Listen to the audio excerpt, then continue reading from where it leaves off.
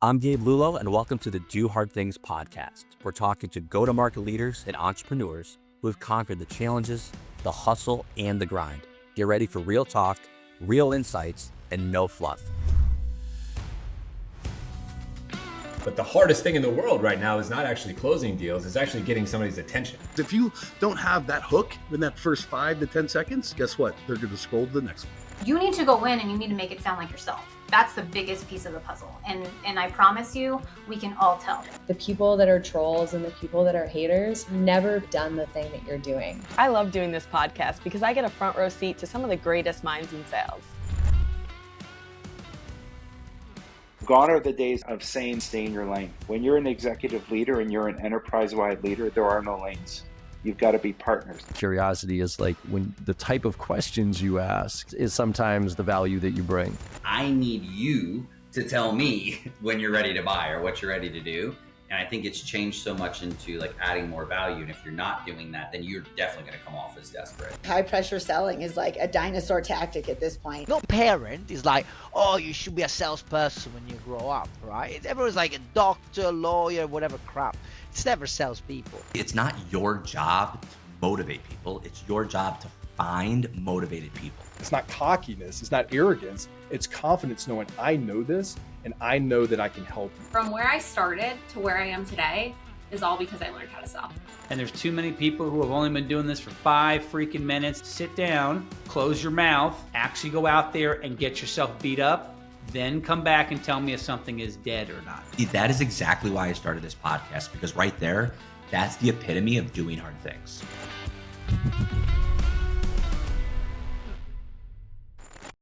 Welcome back, everybody, to the Do Hard Things podcast. Today's guest is the definition of what doing hard things is all about. You're going to be meeting Kat Nichols, and she's the founder of NVS. It's a recruiting firm that helps companies find the right people and helps job seekers land roles they actually love. She's been in the headhunting game for over a decade, building teams and mentoring leaders and coaching candidates through every step of the interview process. But what really makes Kat stand out is her story. She's a cancer survivor, a woman of strong faith, and someone who's turned the hardest battles into fuel for helping others. She leads with grit, heart, and a whole lot of honesty. And today we're going to be talking about her journey and how she's built a career in an industry she's never planned on being in, and what she's learned about hiring, leadership, and doing the hard things that really matter. Kat, welcome to the show. Kat, thanks so much for joining us. We're so excited for you to be here. Now, here's my first question, right? We need to know how you got here, right? I have a daughter and I ask her all the time, what does she want to do when she grows up? She's never told me she wanted to be a headhunter or a recruiter when she gets older. So yet here you are, the founder of a thriving recruiting firm. You know, your team is known for grit, integrity, results. So really, what's the origin story? How did you go from navigating your own battles to personally and professionally getting into this role? Well, if my daughter asked, it would definitely not come back to this. When I was little, I wanted to be a lawyer, with some side hustle as a fashion designer, and that just obviously did not happen. It kind of fizzled out after college. But I made my way to this career just, I want to say by accident, but I don't believe in accidents. I think more so, obviously, in faith, divine intervention. You know, I think God gives you 2 different options, and it's good and it's bad. And every time I was picking bad, then he'd present me with another good option that would eventually lead me to where I am today. But I started off working in retail post-college, and my dad, when my cousin passed away, wanted me to come back from San Antonio to Houston, and he said, well, you can't just freeload, you've got to work.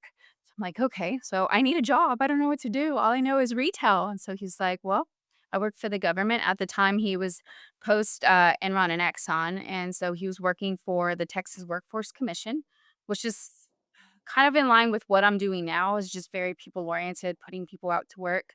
He said, I've got a job for you. I'm like, great, what is it? He's like, you're going to be interviewing people that are trying to qualify for temporary need for families and food stamps. And so I was like, okay, never thought I'd be in this job before, but it slowly starts to progress where you're interviewing people every day, people that needed it. And I was like, well, I kind of like this because I can hang my hat on helping people. And so it, progressed as I was trying to figure out moving and trying to get my own, sea legs and, figuring how to be a young adult, I decided to leave TWA and then go to Pacer, which is a labor staffing, more on blue collar side of the industry as far as like personal needs. And I interviewed and they brought me on as a recruiter. And whoa, what a whirlwind. When I say this was probably the most fast paced, grueling job I've ever had, including what I'm doing today with being a mom and working, it was intense. I mean, I would get there at 4:45 in the morning and I would work until about 6 p.m. with no lunch working at my desk. And it's all day, every day people of all varieties, colorful varieties.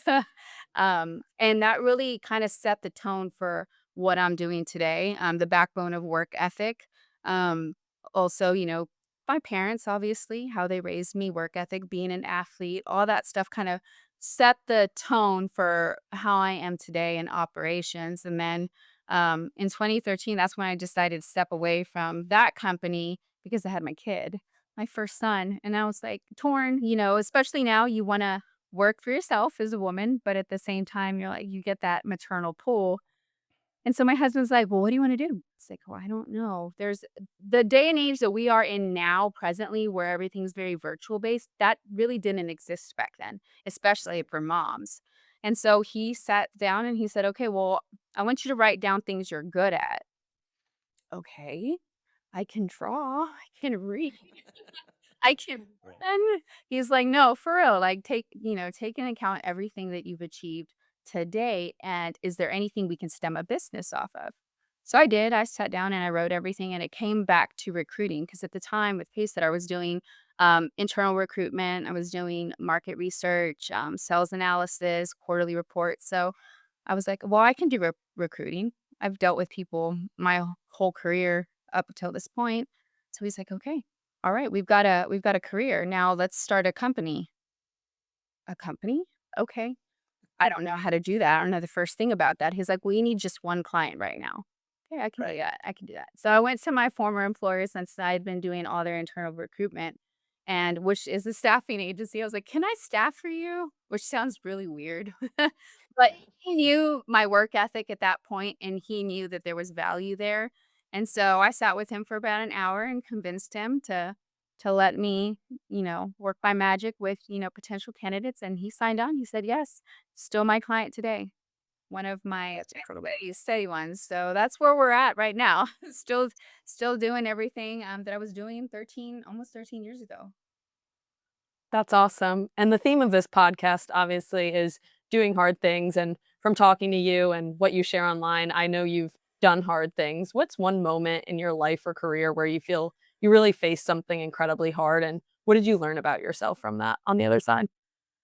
Well, for y'all to know, I went through cancer. Majority of the people that follow me know I had gone through cancer, and I went through cancer in the midst of having my own company, which was incredibly difficult because I didn't want my, clients to know I was struggling because in my head I'm thinking, well, they're not going to want to burden me with work. And in my head I'm thinking, I need the distraction. I have to work.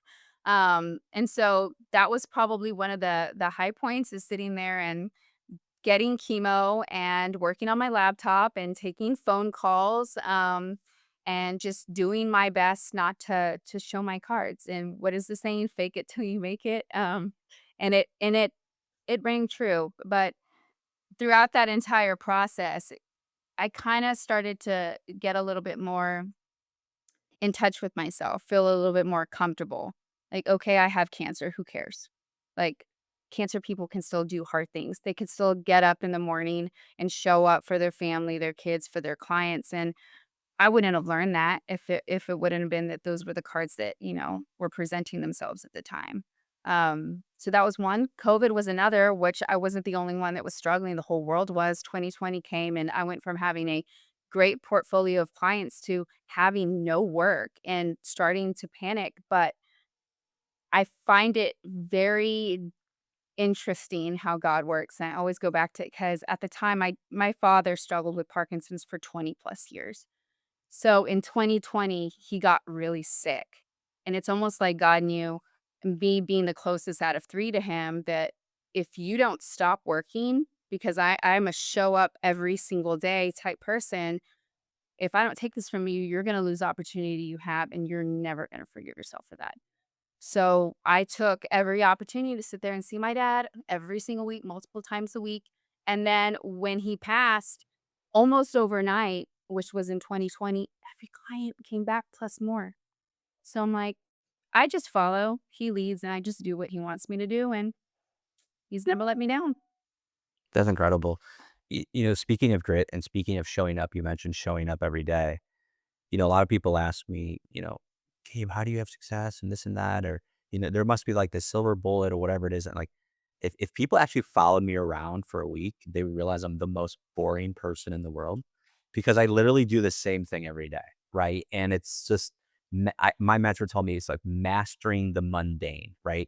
The mundaneness of doing something every single day, the same thing every single day. And that's my ingredients, right, of showing up. But you obviously went through cancer, you went through COVID, you're a mom, you're building a business from scratch.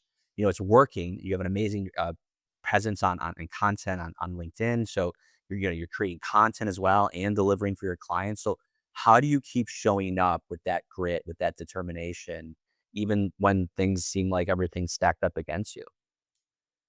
My parents, they were hardworking. My maternal grandmother was a mother of almost 13. And it was a very blue collar, get up in the morning. We've got to make ends meet because I got to feed all these mouths. Trickle to my mother, who was the same. My father, I mean, he worked, strawberry fields, cotton fields, just like my mom did. And very, very blue collar, hardworking people. He was the first to get his education, drilled it in all three of us. Education, get a skill, hang your hat on something that you are passionate, you are good at, and it kind of set, the stage for me. Routine, what you said a second ago, that's huge for anybody in success. Um, and I'm not like the most successful person, but for myself and my little family and my business, it's all about routine. You wake up at the same time every day. You meditate or you pray, you work out, you eat a good breakfast, and you do the same things every single day. And I think that's the hardest thing for people when they're wanting to achieve something is showing up for themselves. It really doesn't take much. Turn off the TV, put down the phone. What do you want to do? And do you want to write a book? Well, nobody's stopping you. I mean, you're the only person that's stopping yourself. You know, um, Labor is an amazing gift from God. It's in Genesis. I mean, He labored and He created the world. So it is in our DNA to sit there and work and not to take a handout and to be appreciative of the process. Enjoy the mundane. I think it's incredibly important for self growth. And you've mentioned before that you're goal oriented and extremely motivated. How does that mindset help you? And how do you try to encourage others to have a similar mindset? Wow. I'm incredibly goal oriented. My husband would be like maybe a little too goal oriented. Um, you just do it. You don't think about it. You don't sit there and say, well, these are all the cons. And the other thing is listening to all the people that are telling you that you can't, because only you know what you're capable of. If they're sitting there and they're not doing anything, but yet they're sitting there telling you that you can't, I mean, come on. That's obviously, right there in itself tells you that, okay, you're just sitting there listening to the naysayers. You have every capable skill set in your body. I don't care if you're educated or not educated. We all have the capability to show up for ourselves and figure out what it is that is our calling, our purpose, what we want to do in life. And if it is, writing a song or, starting a business from scratch. You can do it. Nobody's sitting there stopping you. So when people come up and say, I want to do this, and I take calls all the time from people all over the place. Can I just have a call? I don't know what to do. I'm like, I don't care. Sure. Tell me a little bit about yourself. They're like, well, I'm good at this, kind of like what my husband did. I'm good at this. I don't know what to do. I want to step away from corporate. I'm so tired of it. It's draining. It's toxic. Hey, well, what's stopping you? Well, I don't know. You're stopping yourself. That's essentially it. You are your biggest roadblock. I love it. So let's switch gears and let's talk about, the day to day of your company, what you do, hiring, recruiting. You know, there's a lot of hiring managers, VPs of sales, even founders that are right now struggling with hiring. It's very challenging right now. I feel like it's a lot different than it used to be, but maybe I'm wrong. I'd love to hear your opinions on it. But you've seen hundreds of people, probably thousands of hires. What are some 2 or 3 green flags, not red flags, but green flags that you're seeing in a candidate that you're like, this person could be an absolute game changer for the company? What does that look like? Wow, in an era of ghosting and just hiding behind the screens, the old school mentality of just beautiful communication, showing up, responding professionally. It sounds silly to sit there and say, okay, construct an email, a correct email, watch your grammar, watch your punctuation, respond promptly when somebody says, okay, I want to have an interview with you. We present times. If it doesn't work, you cancel. You call that person. It's all those little things that mom and dad showed you growing up, or grandma and grandpa, that you fall by the wayside when you do have an interview. This is just not going to work. It blows my mind. I'll be on the phone with somebody, and a big red flag, I know you're going for green flags, but a big red flag is when you don't talk. The green flag is when I can't hear myself talk, we're doing something right. Because I'm not going to sit there and sell myself to a client. I'm trying to sell you. So the best thing you can do is, not only tether in the professional, but tie in a little bit of your personal life too. So I tell people, if you are in the military, if you are an athlete, if there was something or an organization, fraternity, sorority that you were a part of, tell them that. If you're bilingual, I don't know how many people are bilingual and trilingual that don't even say Right. or have it on their resume. I'm like, you've lost your minds. Like, that is a huge skill that people use every day in work. And I think those are the little things that if people just knew and they said, I think that would make all the difference in the world, for sure, when it comes to candidates and kind of outshining everybody else. And I've seen on LinkedIn, people are struggling finding the right fit for themselves. They feel like they're off when they start a new job. And then on the other side, people are like, I brought in this perfect person that looked great and now it's not a fit. How do you advise companies to balance skill versus culture fit? And do you think one's more important than the other? Ooh, that's a fine line. And I think every company kind of struggles with this to try to figure out, because there's no unicorn, there's no magic person for every single role. But I think it's a blendedness of the person that you're recruiting or interviewing for that position, that they're coming and they're being as authentic as that job seeker as they possibly can, and not keeping things to themselves. Because if you're already starting that interview process and you're kind of not showing all your cards, if you're struggling with something or you don't have the skill set or capability for this specific role, you're setting yourself up for failure. And on the other end, when they're sitting there and they're interviewing you and they're coaching you for job, if they're not setting you up for success and properly integrating you into the company, giving you the historical background, all the setbacks that could probably potentially bring you down and their team and the company, it's all communication. So if you can bridge that gap and just be 100%, honest with what your goals are, your expectations for that candidate, and on the flip, what they can bring to you, I think you're going to marry those two together a little bit better. I think it does come back to being 100% transparent, which in this day and age, communication seems to be lacking. And I think that's something that, an art that we need to bring back. Yeah, I agree. So companies come to me all the time, right? We're handling their sales development, but they're also looking to hire and grow their other parts of their business. And they're always saying to me, I can't find good people. I can't find good people. I'm sure you hear that about 10 times more than I do. So what's the first thing you challenge, those clients that are coming to you when they're saying that? Yeah. It's funny because I deal with that all the time. Right. But basically, what is your biggest challenge? Exit interviews are huge. Companies don't like to do them because they don't want to hear what they're doing wrong. They just are a little yes people majority of the time. But that is integral for the hiring process. Well, why did 3 people leave this role? Okay, is it the pay plan? Was that the problem? Was it, you're compiling too many responsibilities on this one individual? You have to get to the root in order to figure out how you're hiring. And you have to have the dialogue to be able to do that. A lot of times, you have the upper manager says, we need to fill this position. I need XYZ. But then the people that are on the ground floor, the managers that are over that role are like, actually, we could merge 3 roles and make 1. And that makes more sense than hiring 3 or vice versa for whatever. But left doesn't talk to right. And then it causes a big mess. So again, communication, trying to get to the forefront of what it is that really is the problem. If it is the comp plan, if it's benefits, is it the market? Markets, Dallas Fort Worth versus Houston, those are 2 completely different markets. I mean, very, very different down to the demographics of what you're looking for. So that's another thing, understanding the market and where you're trying to hire, who you're trying to hire. Do you need to go virtual versus being in office because the talent pool's a little bit different? So it's kind of looking at everything in all facets and trying to, get down to that root cause and trying to really figure out what we can do here.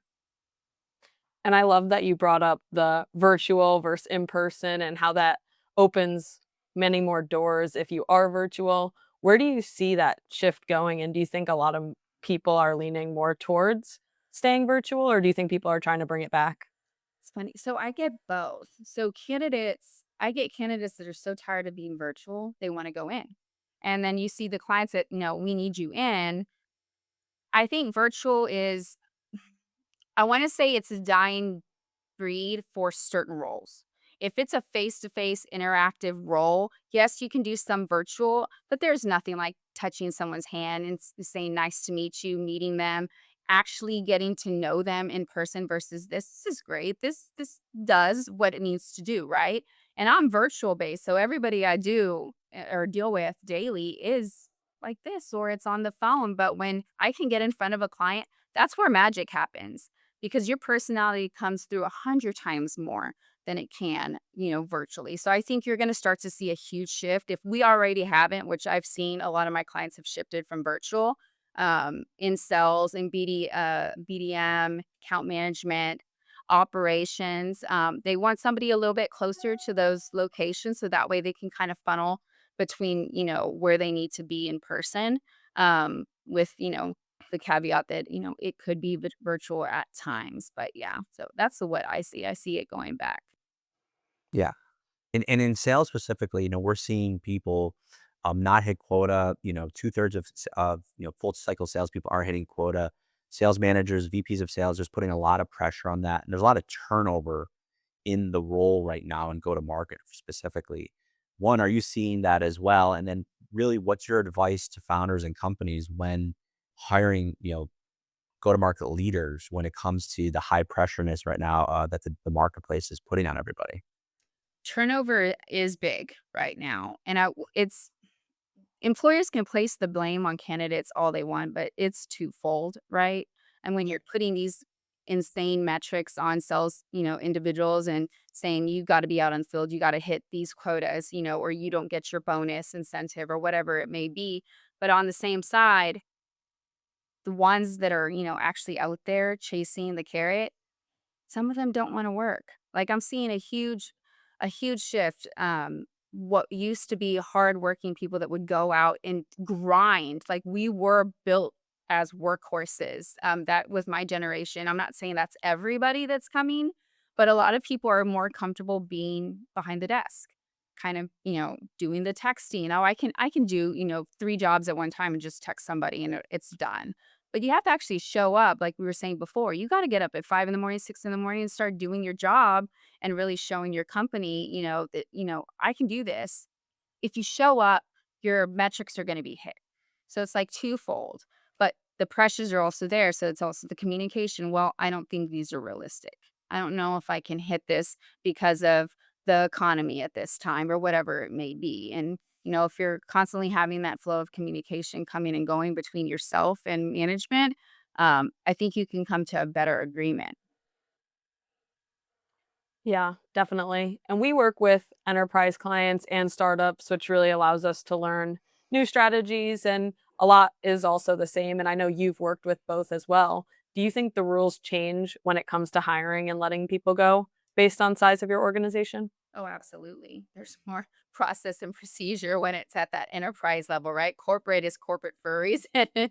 I think it's a slower pace, that's for sure for both. I mean, one thing I wish enterprise level would, kind of reduce would be, the amount of interviews that you have to go on, which I'm seeing more medium sized to enterprise, going in that direction. What I love about um, the smaller companies, the mom and pops, or just that you smaller market level, is that they're more agile.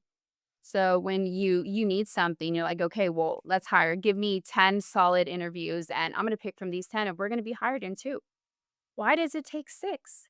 You can get a whole panel interview and do a Teams and knock it out of the park and probably 1 or 2 interviews, and, that be suffice. So I think processes and procedures get a little bit bogged down when you have, you know, 10 different management teams and departments across it's a lot of red tape. It can have its benefits, but for the people that work for enterprise, are probably like, "This is too much." And do you think it's harder for those smaller companies to get as many people to hire, or do you think it's to apply to them, or do you think it's just even and it just happens that the process is longer for enterprise? I think for the little guy, brand is everything. Everybody wants to work for the Googles, the Microsofts, those bigger companies, because there's allure there. You can hang your hat and say, okay, I worked for this big company. And it looks great on your resume. Yeah. But then why were you only there a year or 2? Why? Because it was too stressful. The environment and culture might have been a little toxic, a little negative, too much pressure, whatever it may be. What smaller companies can do is branding. Branding is everything. And I mean, y'all know you don't have to have this huge conglomerate behind you pushing marketing and advertising. You can do it yourself. You just show up, you be authentic, say, okay, this is why you should work for me. Just, I do it every day. This is why you should do business with me, because I'm as honest as it can be. And if it doesn't work out, I will let you know. And it doesn't bother me. At the end of the day, I have my family and I do my job, and that's the best I can do on my end. I just want what's best for you and your company. And I just more people, acted like that, and more small business owners, you know, dealt business like that, I think they would see more gains. Yeah, let's talk branding because I'm glad you brought it up, and I've been wanting to ask. I saved these questions for the end because they're so important. You have almost 50,000 followers on LinkedIn. You have, posts that had thousands of likes and hundreds of comments, if not more.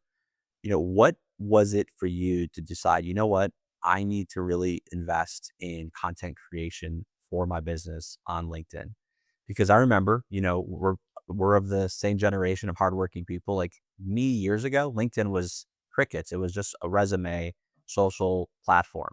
Now it is the go-to social platform for anything and all things business related, right? But there's people who are doing it right and there's people who are doing it wrong, and you're clearly doing it right. So what is it that was that aha moment for you to say, you know what, I'm going to go all in on LinkedIn? And how's it been going? Any advice? It's been going well. So I started, oh my gosh, I think I posted, it was a cancer post. And so I had cancer 2017. I want to say I posted my 5-year mark. So it was a ring the bell moment, and I wasn't going to post. We wouldn't be sitting here having this conversation today if it wasn't for my little sister who said, hey, you should, congratulations, I posted, I rang my bell. So it's like, yeah, sure, whatever, I'll post it. I don't think anyone's going to care. But the amount of response that I got on that single post was incredible. I'm like, okay, well, this is weird. It was like ding, ding, ding, ding, ding. Like I had family members and friends like, are you looking at your LinkedIn? I'm like, no, I didn't even have the app on my phone. Like it was like, it wasn't like you said, Gabe, it wasn't something that was a thing back then. Right. And saw seeing all these people writing. It was like a thirst, like a need, like of connection. Like something past Facebook, Instagram, all these other outlets. It's like, okay, I see somebody professional, but I also see a different side of them. They're struggling, and I want to be part of that. I want to see like how are they doing, how are they growing, and so I just said, okay, well, I'm going to sit here. I'm going to write every single person that's writing me and struggling. And oh my gosh, it took forever. I didn't realize, like, when I, sat there and was like, okay, I'm going to write everybody, God, because they seem like they're struggling. And so I sat there and I did it. I wrote everybody. It took me forever. I still have people that write on that original post, or that write me and follow up today. But through that, I was like, okay, well, there's something here. All of a sudden, overnight, I had all of these people following me, writing me, checking in on me. I was like, well, I feel like I kind of owe it to them to show up in different ways. And that kind of set the trajectory to where we're at today. And then I started posting more things about, faith, about business, about just psychology, communication, different things that might help and benefit somebody, anybody. If it's helping me and, structure my life in a way that I can be more successful and show up personally and professionally, then somebody's going to gain something. And if I help one person, then the post was worth it that day.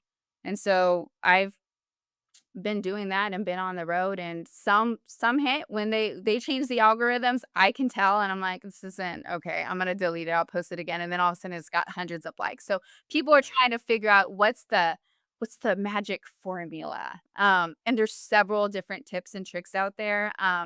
Formula is be yourself, right? Yeah. Be authentic.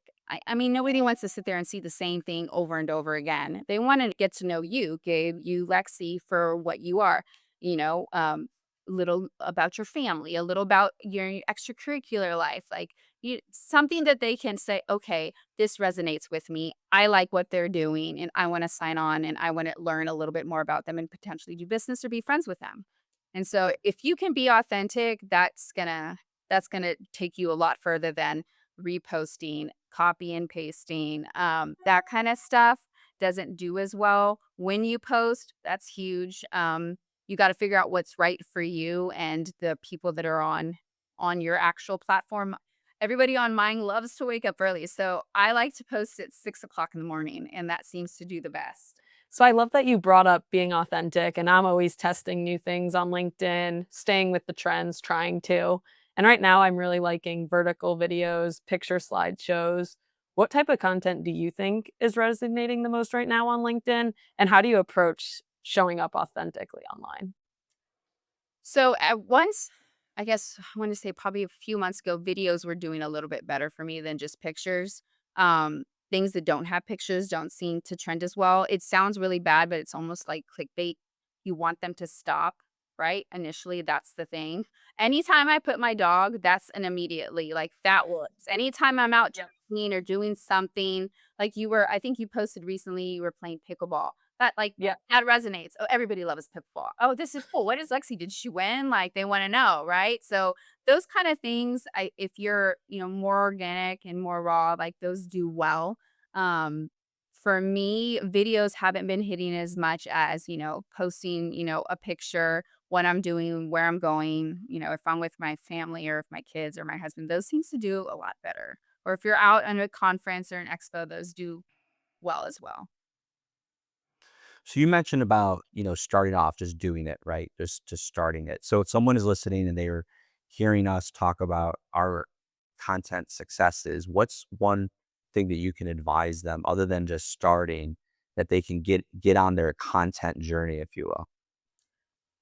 Community, networking, talking to people. Some people are a little bit nervous to just like write somebody or, message them. Both. I love the voice memos. Have y'all ever done those? Those are Maria, we'll be right. This is from because you can actually hear their voice. But Right. yeah, communication, writing on people's posts that you like, letting them know, hey, I saw what you did today, Gabe. It was awesome. Or saying, hey, can we do a soft introduction? People do that to me all the time. Hey, let's just pop on a call. It doesn't have to be long, 15, 20 minutes. Kind of get out of that, safety net, that little security bubble behind the screen. And that does wonders for your network. I've met people all over the world because of it. That's awesome. And something I think that really helps too is just staying consistent and content podcasting. It really allows people to get to know you before they actually meet you, which I think is really cool. And something that I also love is when we jump on meetings, it feels like a lot of the time people will say, oh, I know someone like I know Gabe, I know Holly just through their videos on LinkedIn. And it makes the conversation so much easier. So, how has content helped you build that trust, not only with candidates, but companies looking to hire through you as well? I get a lot of my clients. I want to say probably about 75, 80% came from LinkedIn, came from content.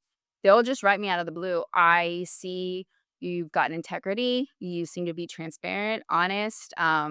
I like what you're putting out there. Let's do business.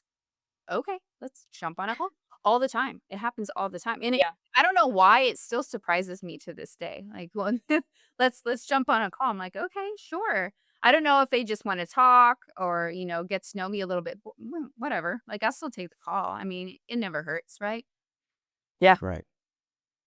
Yeah. And the voice notes are great. I love them too, because it really just makes you feel like it's a real person, right? To your point, it's not an AI, profile or anything like that. But you also mentioned something about spending all day. It took you forever, but going into those comments and responding to everybody. And yes, it's gonna beat the algorithm when you do engagement, but I think it's so important that you recognize that and you're in those comments and then in those DMs, because that's really where the revenue is being made, right? If you're using LinkedIn as a way to generate business, it's not about the post. The post just creates the credibility and the trust, but the DMs and the comments is really where, those transactionals things start to happen. Would you agree with that? And how do you schedule that? Because with, again, thousands of people liking and commenting, how do you manage all that? Man, there's so many DMs that I've still yet to get to. Like, I try to do it a little bit of it at a time, and then like I always respond, "I'm so sorry. Right. I didn't mean it to be this much of a delay or a lag on my end." But you show up, you actually read what people wrote. Don't just like gloss over and send a one-liner because that just hits, right? You can tell on the other end if somebody's being genuine, if they're present in that conversation. Um, and I think that's extremely important when somebody does write you right back. Time is hard, I'm not gonna lie. I know you know that. Y'all both are busy people. So when I'm not, with my friends, which are my kids, I'm working or I'm writing or I'm cooking or I'm doing whatever, right? And so I try, to write a little bit every day. If you don't hit everybody every day, it's okay. Just go back with, sincerity. And a lot of times they'll be like, it's fine, no worries. I get it. It's life. So, I mean, it's just being, you know, authentic. I love it. And thank you so much for coming on the show. You've been amazing. Learned so much from you. Really excited for our audience to hear more. Who are the people that should reach out to you and where should they reach out to you? If they're looking for a recruiter or headhunter like myself, they can DM me, they can call me. I actually do have my phone number. That is my phone number on LinkedIn. Don't spam call me, but you can text me, you can call me, you can email me. You can go to my website, which is nvsourcing.com. Any of those avenues, I'll respond. Awesome. Kat, thank you so much for joining us on the show, and we'll definitely be posting all of your links and comments, and we'll be following you on LinkedIn as well. So thank you so much for joining us with Do Hard Things. Yeah, absolutely. I'm following y'all both. So let me know if I can help you in any other way. And if I find good guests, I'll send them your way too, because there's quite a few on my network. I'm like, man, I would love to talk to you.